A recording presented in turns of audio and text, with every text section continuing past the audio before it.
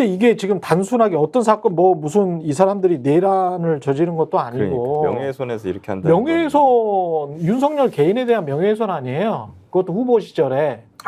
예? 그러면 이게 이렇게 할 일이에요? 이게 거의 지금? 뇌물이나 마약 수사에서나 등장할 법한 수사 방식이죠. 이게. 그런 식으로 당하고 있는 거구나. 아니, 그러니까 뭐 제가 뭐 짧게 네. 말씀드릴게요.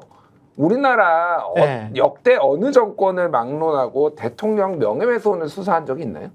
그러니까 아니 그 문재인 때는 그 모욕죄, 제가 기억나는데 모욕죄인가 뭐 이래가지고 누구였죠? 고영주. 그분도 이제 변호사 검사 출신의 변호사였잖아요. 공산주의자. 예, 공산주의자라고 해가지고 그 사람과 소송을 하는 것도 언론에서 비판을 했다고. 무슨 대통령이 명예훼손 모욕 이런 거 가지고 저 일반 시민들이랑 뭐 다투냐. 물론 그 사람이 일반 시민은 아니지만 이거는 좀 문제가 있는 거 아니야. 그런 식으로. 그리고 저도 거기에 관해서 그래 대통령은 그냥 감수해야지 이런 스탠스였거든. 그때도. 그러니까 지금 검찰이 한 걸 보면은 지금 변호사님도 말씀해 주셨지만은 일반적인 명예훼손 사건을 다루는 태도도 아니고 심지어 법원에서 공소장도 그 사건으로 쓴 공소장이 아닌 것 같은데 지적을 받았잖아요. 그걸 뒤집어서 생각을 해보면 검찰은 실제로 그런 사건으로 보지 않는 겁니다. 이거는 윤석열 대통령을 명예를 훼손한 사건이 아니다. 이것은 민주당이 그리고 그 당시 대선 때 이재명 캠프가 여론을 조작해가지고 선거를 뭔가 다른 방향으로 몰고 가기 위한 아주 중대한 어떤 잘못을 저지른 민주주의를 파괴하는 그러한 사건이다라고 규정을 하고 그렇게 결론을 정해놓고 수사를 그러한 방식에 맞는 걸로 쭉 해나갔지만 아니 기소장에 그러면 그렇게 그렇죠. 쓰든지. 그렇죠. 그러니까 나온 게 없는 거죠. 그러니까는 공소장은 그렇게 용두사미로 엉망인 게 제출돼서 판사도 이게 뭐야 이렇게 되는 상황이 된 거죠.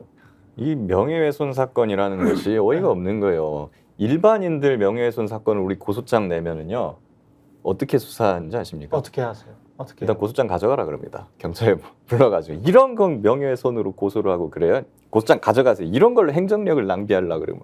아 그래요? 명예훼손 사건은 그 정도로 굉장히 가볍고 일선 수사기관이나 이런 데서도 안 하려고 하는 거예요. 왜냐하면 남의 뭐 이런 감정 다툼 이런 거에 그렇지, 감정 다툼 우리가 행정력을 세금을 써야 돼?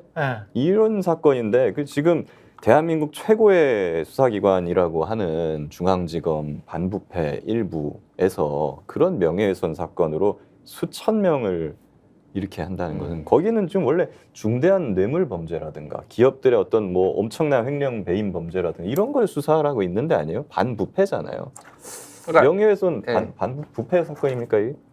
사실관계를 조금 명확하게 하려면은 그러니까 두 건이 있어요. 문재인 정부 때 문재인 대통령이 고영주 박문재인 이사장이었나요?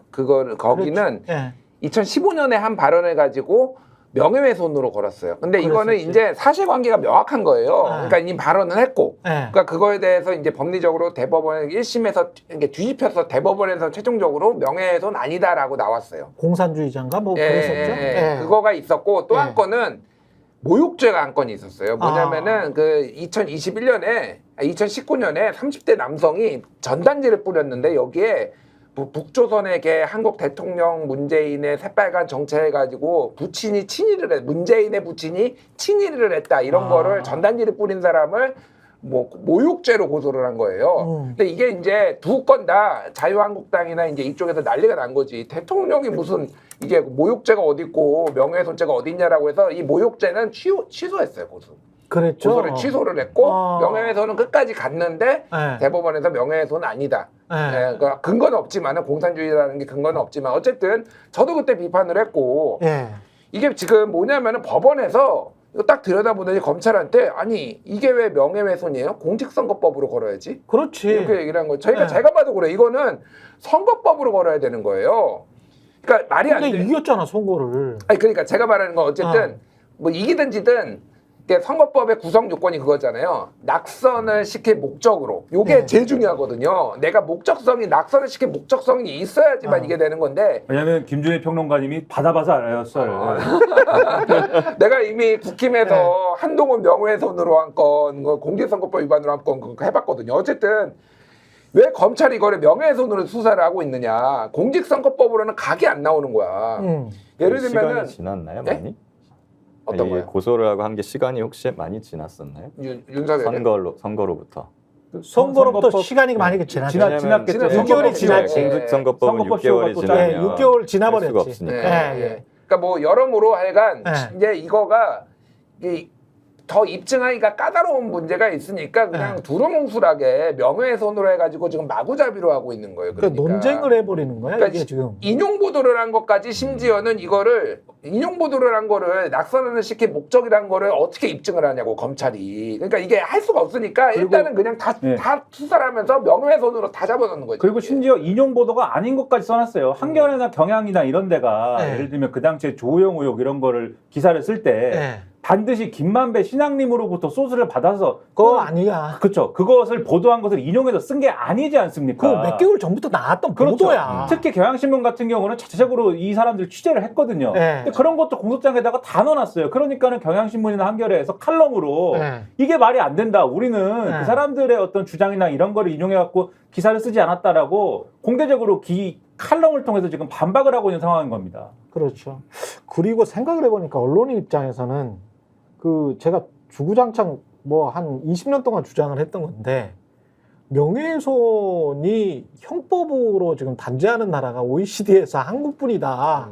그 이야기를 한 20년 동안 했거든요. 그래서 명예훼손과 관련해서는 미국처럼 민사로 하든지 뭐 이렇게 해야지 민사적인 일이지 이게. 그래서 민사적이지만 고위공직자들의 명예훼손과 관련해서는 미국의 연방대법원 케이스가 있으니 고위공직자들은 명예훼손을 당해도 그거 뭐 서로 그때 허위였다고 할지라도 설리반 뉴욕타임즈 케이스가 있으니 대부분의 언론은 언론 자유를 구가할 수가 있고 오히려 이제 개인들 있잖아요. 일반 시민들 그다음에 옛날에 우리 만두 장사 하시는 분들 있잖아요. 한국 언론의 가장 큰 뼈아픈 실책이 쓰레기 만두 사건 그 한 십몇 년 전에 나왔던 그런 게 진짜 큰 민사 소송거리거든요.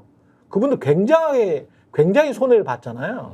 그냥 그런 민사 소송은 크게 해서 법원에서 뭔가를 해주면 좋지만 이거는 고위공직자들에 관한 검증 보도를 하는 건데 이런 거를 형법으로 틀어막아 버리면 그러면 어떻게 하란 말이야? 그러면 언론 자유 없애란 말이야? 뭐야? 이게 지금 이거 자체 논의가 좀 심각하게 잘못돼 있어요. 딴 길로 가고 있는 거지. 근데 희한하게 이 정권 들어와서는 이런 이야기를 안 하대.